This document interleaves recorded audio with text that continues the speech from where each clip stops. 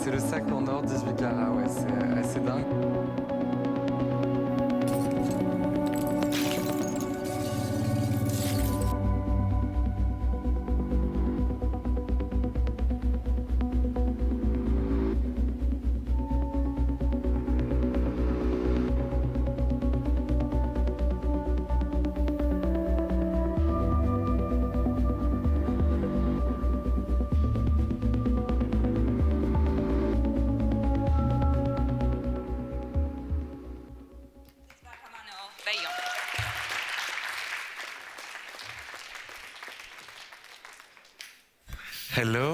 Hello everyone. It's an honor to be here. Thank you for having me. We're going to talk a bit of fashion today. I'm here to present Coperni. So I founded Coperni 4 years ago with my husband, Sebastian. He's the creative director and I'm the founder, the CEO. And Coperni is mainly inspired by tech in every aspect of the DNA of the brand. We use technology for materials. During COVID, we were interested in protecting the body, and we did like an antivirus material. And then we also use it as an inspiration for like shapes. Like all our bags are inspired by tech, like the Wi-Fi bag, the swipe bag, all these things. And then we also use it for our advertising. We did like an extended reality campaign. Anyway, it's like it's every day in our inspiration. Sebastian is not inspired by Jean-Paul Gaultier, he's inspired by Elon Musk and Mark Zuckerberg and Steve Jobs. We actually had Steve Jobs' daughter walking our show, it was great.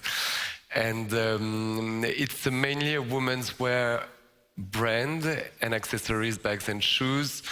We are sold in about 250 stores. We do 4 collections a year. And the fashion show is the most inspiring and fun moment for us that generates so much visibility. And we try to always take risks and have new ideas. You know, like there are so many boring fashion brands. I mean, like there are so many like people who copy like vintage stuff. And on our side, we try to always like innovate and take risks and have fun and have new ideas. And each show is very different. And the last one, especially, my favorite one actually, I think, is the one with the cars. You've seen the cars. It was in the middle of the pandemic, so the show was forbidden, so no Chanel, no Hermes, nothing. And Sebastian had the idea to do a partnership with some cars, so we had like 60 cars coming in a huge theater, so all the journalists, all the guests were in the cars. They stayed in the car, the models were walking, and then they came back to home with the same car, so it was legally almost allowed. And the last one was insane. We partnered with a doctor whose name is Manel Torres, who invented this technique, and we did this beautiful performance at the end of the show on Bella Hadid. It was such a magical moment. It's been a long time we haven't seen such like a dramatical like a moment like that, and Bella arrived almost naked. She was so incredible, and we started spraying this secret liquid on her, and it was super long. It was like 15 minutes, and usually fashion shows are 2 minutes. And people were thinking it's painting, but then with the contact of the air and the body, it becomes a real fabric. So at the end, our assistant is cutting the slit and adjusting the dress on her. It was live, it was so scary, so stressful, but everything went well, and it was a major success. Like, I'm not familiar with this analysis, but there is this thing that says that the show generated like 27 million euros of like media impact value or something like that. I mean, it's incredible, and it's so good to see that young designers can compete with like, we did even more like visibility than Dior or like big houses, and it's, voilà. So we're gonna talk a bit of fashion, tech, and all these things. Thank you for having us. Thank you. It's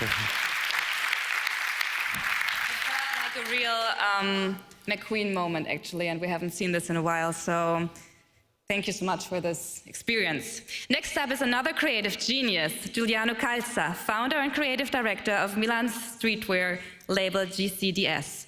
Even if you don't usually follow fashion, you might as well have come across his designs. as performers like Dua Lipa, Blackpink, Maluma, or Beyoncé are actually wearing them. If you want to learn anything about holistically building a brand whose fan community spans the globe, listen to Giuliano. And please play the video.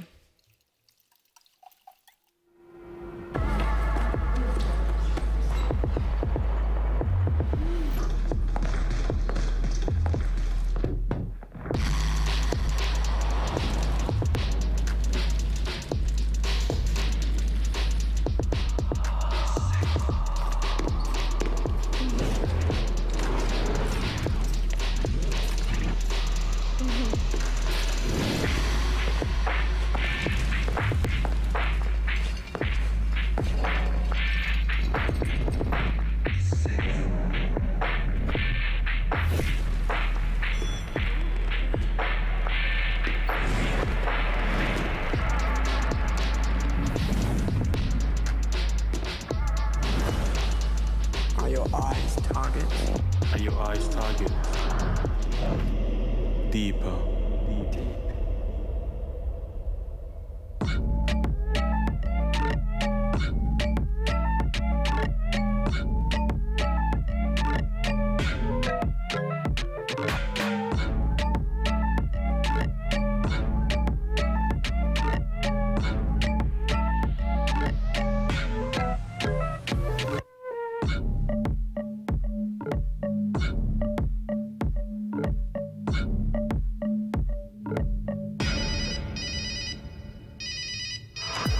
È pronto!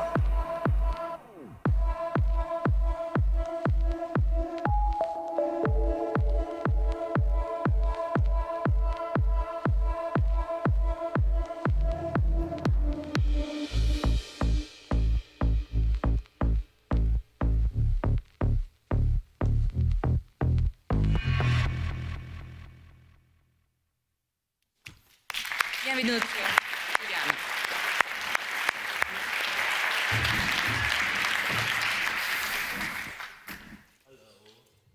Buongiorno. I'm Giuliano Calza and I'm the creative director at GCDS. It actually started as an online digital experience and then it turned into a real brand and into a real work. And today the brand is distributed around the world in 300 stores. I have 15 stores, flagship stores in China. That is the place where I've studied and lived for 4 years. And we're based and manufactured in Italy completely because this was the ethos of my brand and my idea. Like, I made myself with my studies around the world, traveling, working in France, working in Italy, and wherever I was. And so I said, I want to make Italy go international once again with something pop, something colorful, something that is going to entertain people and is going to make them happy. And that's why I think I'm here today. I don't know much about tech, honestly, but I had this amazing experience that was the digital show. So basically, during pandemic, I wasn't able to do the extravaganza of the show, and I asked myself, how can I make all my people, my friends, and the people that loves the brands come to my show? And so I decided to recreate this 3D world where I had to choose from the lighting to the floor to the nails and recreate also faces of my friend and use technology to once again make the magic of fashion come alive. That's it.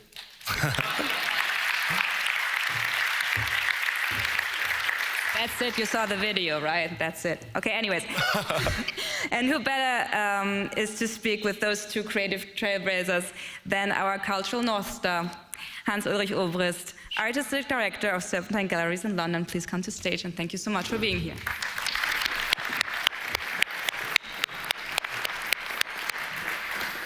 Thank you so much, and thank you to both for this great presentation. And I thought, before starting, I wanted to thank also Annalisa, of course, Steffi, and the whole DLD Dream Team. We should give them a very big round of applause.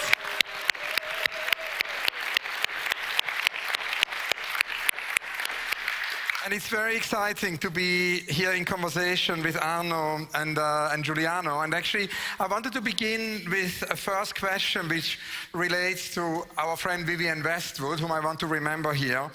And in one of the last conversations I had with Vivienne, she told me what is good for the planet is good for the economy. And I wanted to ask you to tell us a little bit about the relevance really of how fashion can address the environmental aspect. And we spoke earlier this morning with Giuliano, and we spoke also last night with Arnaud a lot about the importance of the local in these processes. So it would be great to hear from you both about that. And maybe we start with Giuliano. So I was just thinking how I grew up in a world where the world was globalization. Everything has to be globalized and everything has to be available everywhere. And it didn't work, of course.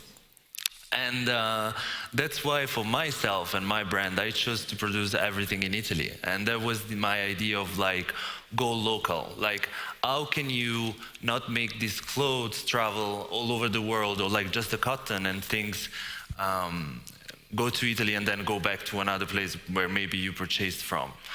On the other side, like, I'm one of those people who really like to enjoy the world and to travel. So for me, it was like a really weird idea to be able to shop whatever you like from China or whatever you like from Korea just down right under your building. So I think that for me, the sustainability in terms of like, what's going to be the future about is just to start thinking and evaluating more what we own and what we have in our countries. And of course, if I come to Germany, I'd love to have schnitzel and not to have a burger. So what I do for GCDS today, that as now it's almost 6-7 years that I'm able to start having more conscious choice about the product and about the packaging, is that we are turning like the lines that makes volumes in my business into a eco-friendly organic cottons, and like making choices that is going to make this product as sustainable as it could be. Even in the packaging, we're going plastic free, and we're just trying to change all the labels from like something that is going to be in the environment forever to something that is just going to be just gonna last 10 years. So basically, if you're gonna plant it at some point, it's gonna disappear. I believe that as young designers, we have a duty to first innovate and second to protect the planet. So these are our two like main interests at Coperni. We are always trying to innovate and find new ideas and find new stuff, and always do some sustainable like things. Like we've partnered with Maisie Williams from Game of Thrones, for instance, and we did like an apple leather story for bags, and then we've done like a QR code that traces like transparency is also very interesting in fashion. It's very we use like everyday like recycled nylon, recycled wool, like we try like everywhere we can. And then it's not an easy task, but it's such an exciting challenge. It's true that it comes mainly from the mills, from the suppliers, and are not always ready. So there are some that are really interesting, that are doing all the effort they can to protect the environment. But then it's a very big challenge every day. Yeah. Also, if we want to address the big issues of the 21st century, we need to go beyond the fear of pooling knowledge and bring fields together, fashion with art and architecture, but also, as Alexander Kluge on this very stage here last night told us, the link to science. And of course, with Coperni, the link to science is already in the name, no? Like there's Copernicus who said to know that we know what we know, and to know that we don't know what we don't know is true knowledge. And we also spoke with Giuliano this morning about knowledge, the necessity maybe of a new renaissance also in terms of knowledge. And Giuliano, you said at breakfast, you told me this morning that, here is the quote, "I'm not a Botticelli Renaissance, I'm more of a Beyoncé one." So I wanted to ask you both to tell us about this new Renaissance we need. I don't know. I mean, I think that people are very excited to new designer, new things. Also because we are allowed to take risks, which is not the case for like big houses. For instance, the drive-in show that I was telling you about before, I think they had the idea at Kering or somewhere else, but they couldn't do it because it was too risky. Like, we are so agile as young designers, and it's such a chance.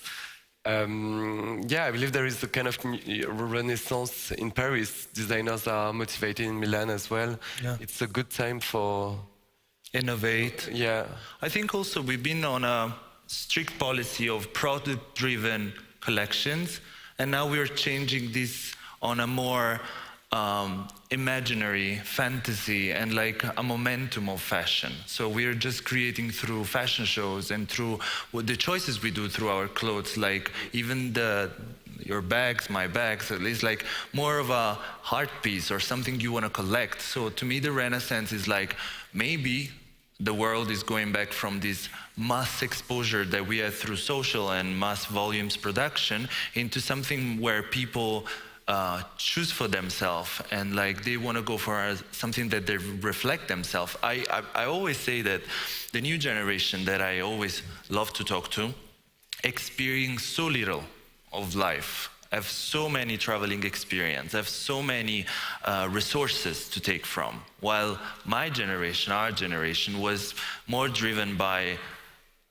the like reading and having like a culture in themselves. So I think what made me a loser for the past 10 years, so studying and going to college and having like passion for what I did, is now coming back as a way to motivate kids and to create something that is going to be a renaissance. That doesn't mean it doesn't have to be an historical renaissance of like a Botticelli renaissance, but can be a pop renaissance. It can be something that is made from the generation who suffered globalization on a way.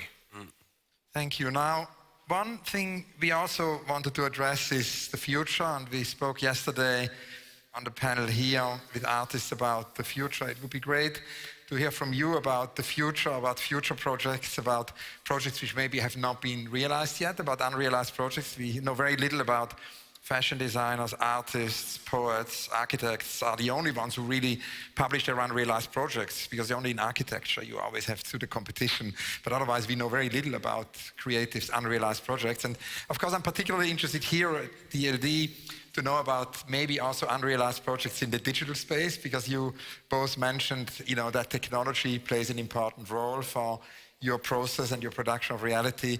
I was curious about how, as fashion designers, you think about the metaverse, but maybe not only the metaverse, but also gaming. Because I think in 2021, 2.8 billion people, that's a third of the world population played video games. And this niche pastime has become one of our biggest mass phenomenon, really, of our time. And many artists are working with that. I've curated a show here in Germany, in Düsseldorf at JSC, which is now going to the Pompidou in Metz, about contemporary artists, not only going into video games, but also developing their own games. So I'm curious, yes, your unrealized projects and maybe the connection to gaming. I had this really fun experience. So first of all, I've done many projects with the digital world and the metaverse. My first digital show exactly was created in a way of a first metaverse. And I had like cryptocurrency payment. I launched NFT for charity a couple of months ago. But the first one is really related to my future dreams. Like my dream is one day to create a movie, an animated movie, like a Pixar cartoon or something like that, so digitalized cartoon. And the show was the first attempt to do that. And to create that show, I had to talk to, it was the first real metaverse digital show. So I had to create from, as I said, from the environments to the models to the hair, and like having like more than 200 artists working on different things. Someone was working on the walk, someone was working on the hair, someone was working on the makeup, and then put all of this together. And while I was doing all these Skype calls and like all these chit-chat with artists, I could read them in their eyes that literally they didn't believe in me. They were like, this is never gonna happen. Like, cute that you're trying to do this, but this is really hard. Then in the end, I made it with like lots of crisis, lots of crying, and lots of everything. And I think for my future, I hope to being able to create something like a cartoon that is going to be a bigger message than what sometimes fashion can be, or it could be recepted by more people than what fashion holds for me. Thank you, and Arnaud? Cool. Yeah, the name of Coperni is inspired by Copernicus. It's not a comparison at all. It's more like an homage. He revolutionized the world. I'm not sure we will be able to do something similar, but our dream is to maybe produce differently. I mean, fashion is a big industry. It's like, I believe that you have to go into the system and try to understand it for many years in order to maybe change it one day.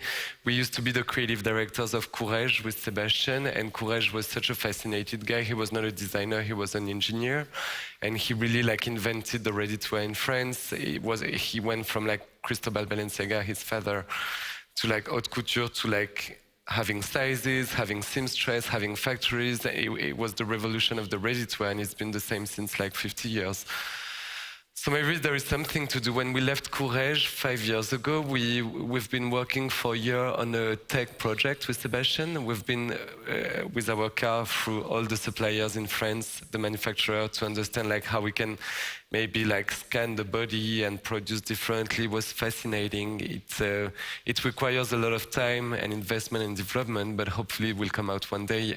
But yeah, I believe that Sebastian's dream, the thing we did with the spray dress, it's the beginning, it's still a research progress, but I like to think of Coperni like a platform where we can innovate, and maybe one day we'll wake up and spray our garments. And yeah, and Sebastian's dream is maybe one day we wake up and we print our garment. I don't know, like we still think about all these things.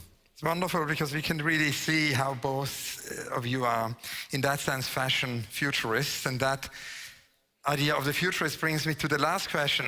I mean, the future often is also invented with fragments from the past. And I think particularly in relation to our current moment where we have more and more information. And sometimes maybe that doesn't necessarily mean that we have more memory. Amnesia is somehow also at the core of this digital age. We need a protest against forgetting, and that's why I think it's interesting also that both of you in your practice are inspired by the past. And I was kind of, as a last question, just curious if you can tell us maybe about 1 or 2 or 3 inspirations from fashion or other fields from the past with which you invent the future. Maybe we start with Giuliano. Yeah, I grew up in Naples. So it's a little big city in the south of Italy. And sometimes you feel like you don't have access to pop culture. But luckily, Andy Warhol lived in there. And so my mom introduced me to the art and the works of Andy Warhol. And since that moment, I was really obsessed with the pop culture as it was. And so this window opening on the New York scene for me was really like what I imagined as my future. On the other side, I was in the generation of the 90s kids that grew up with the Disney's cartoons. And this is something that has been part of my imagination for so long, music and like orchestrating music for a movie. And I always think like I would really love to meet someone that is such a creative like Walt Disney, and just ask him like if I could have this imaginary dinner, how's to bring alive the magic in a world that doesn't believe anymore about magic. Like asking him this question today would be really fascinating for me. Thank you. And Arnaud? Yeah, we look a lot at the past, obviously, and it's interesting to do things. We do a lot of futuristic things, but we try to keep it very like 2023, like very on our time, not to be too ahead. The notion of time is really interesting. The spray dress, for instance, Sebastian discovered the scientist 7 years ago, but it was not the right time. So we've been waiting for that, and yeah, we look a lot at the past. We've had the chance to grow up in France, Paris, where we have so much culture, so much fashion history. It's interesting to learn it before being able to maybe amend it or like break it somehow. And yeah, all our inspiration come from like tech, architecture, arts. Few inspiration, I don't know, maybe Issey Miyake or people like that, yeah. Thank you so much, Yeah. Giuliano and Arnaud. Thank you very much. Thank you all. Thank you. Thank you, Ed. So much. So nice.